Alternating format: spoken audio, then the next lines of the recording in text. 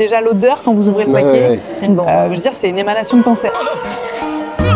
La plupart des commentaires que j'ai, des retours, c'est ok, très bien, on a compris, c'est polluant, c'est pas bien.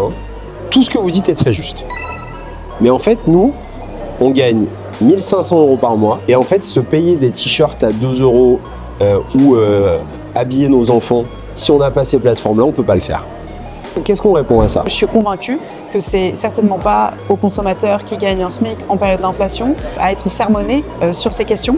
Les gens n'ont pas arrêté de fumer parce qu'on leur a dit attention, il y a 9 cancers du poumon sur 10 qui sont liés à la consommation de cigarettes. Ça leur fait ni chaud ni froid. La responsabilité individuelle, elle est trop complexe à aller chercher et je pense que c'est la responsabilité des entreprises et du gouvernement. Il y a 20 ans, il y a 30 ans, il y a 50 ans, il n'y avait pas la fast et il n'y avait pas l'ultra fast fashion. Est-ce qu'on était plus heureux en fait en consommant moins et mieux ou aujourd'hui en étant dans cette course effrénée ou n'importe quoi qui fait que toutes les semaines on peut rentrer dans une boutique type H&M, acheter 15 vêtements et recommencer la suivante sans avoir de contentement. Après il y a vraiment l'argument économique. Si vous achetez un t-shirt à 25 € dans une marque de mode éco-responsable, vous allez le porter 2, 3, 4 ans et peut-être une quinzaine de fois par an. Ça vous revient à quelques centimes par portée du vêtement. Si vous prenez un vêtement Chine et que vous dites ok, il a coûté 2,22 € ce t-shirt, honnêtement vous le recevez. Déjà l'odeur quand vous ouvrez le paquet, C'est une bombe. je veux dire c'est une émanation de cancer en soi le truc. Ensuite, une fois que vous l'essayez, ça vous va pas. Donc effectivement vous enlevez même pas l'étiquette et vous le déposez et vous n'en faites rien.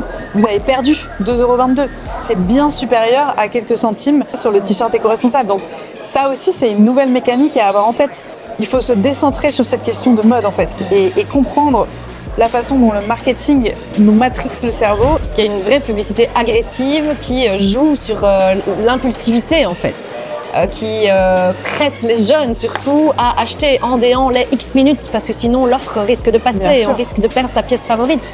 Et on sait que l'algorithme va toujours trouver les pièces préférées de la personne qui scrolle. Et à un moment donné, on sait que l'impact, à nouveau, social, environnemental est là et je pense qu'il y a beaucoup de citoyens qui sont sensibles à ça. Parce qu'en fait, le vêtement qu'on porte, l'acte d'achat qu'on fait, il est politique.